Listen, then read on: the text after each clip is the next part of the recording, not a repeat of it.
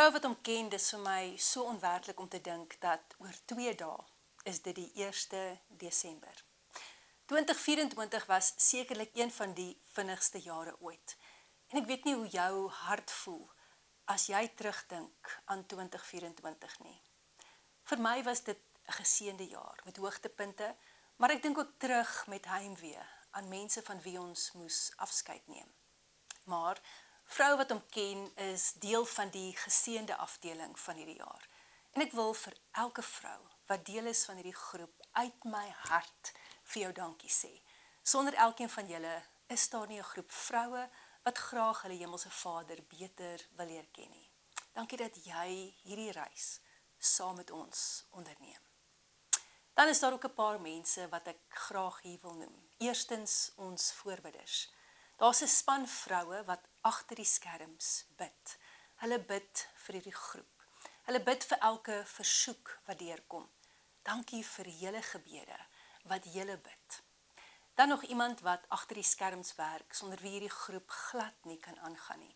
Dis my wonderlike en geduldige man, Kobus. Ek dink hy spandeer meer tyd agter die rekenaar met die grafiese ontwerp en die media afdeling as wat ek soms spandeer aan die skryfwerk.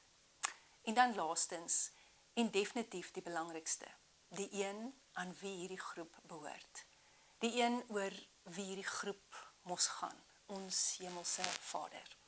Hy wat ons hierdie absolute voorreg gee, om deur Jesus Christus hom beter te kan leer ken. Ons sê nie net dankie aan hom nie, ons gee elke stukkie lof en eer net aan hom. Want dit is vir hom, maar ook deur hom, dat hierdie groep bestaansreg het. As dit nie vir hom was nie, sy liefde, sy genade, sy krag, sy Heilige Gees, sou elkeen van ons sekerlik verlore gewees het. Dan hoop ek dat jy, vrou, wat so hard deur die jaar gewerk het, ook iewers in Desember 'n ruskansie sal kan vat. Hier by Vrou wat hom ken, vat ons altyd 'n ruskansie gedurende Desember. Daar sal egter nog elke dag 'n blok wees, van Maandag as ook op Vrydag vir die hele Desember. So daar gaan nie die gewone, kom ons gesels gou wees nie, op 'n Vrydag nie. Dit hervat ons weer in Januarie 2025. Ek gaan ook nie kommentaar lewer op enige van die blogs gedurende Desember nie, maar asseblief, jy is nog steeds welkom om in die comment gedeelte iets te skryf as die blog vir jou iets beteken. Mag jy en jou familie 'n geseënde en 'n veilige Desember beleef. En mag ons in 2025 ons hemelse Vader net nog beter en beter leer ken.